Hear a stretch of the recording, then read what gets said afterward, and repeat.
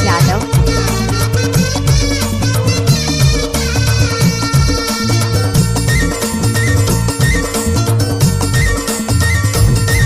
मोर जानवर काजल लेना है जी, होठ के लाली जी, पाउडर लेना है जी। मोर जानवर, मोर जानवर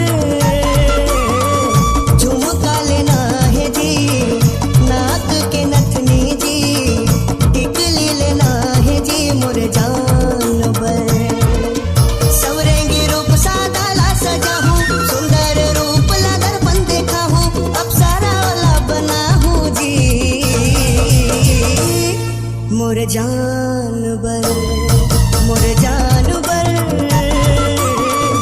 काजल लेना है जी, होठ के लाली जी, पाउडर लेना है जी। मोर जानवर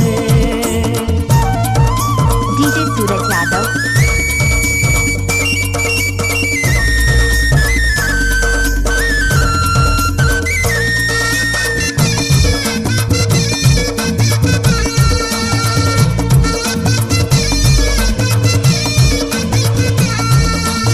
आपने तो सुना ही होगा शिवरेख फूल का टोला।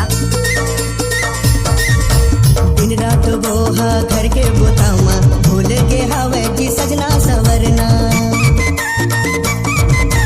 चंदा के मुखड़ा देखे रहे कबू आई रिस जब बन के दुल्हनिया।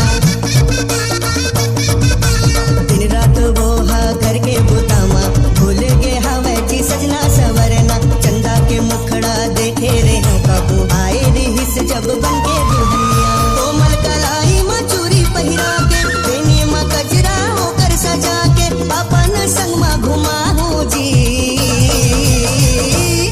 मोर जानवर, मोर जानवर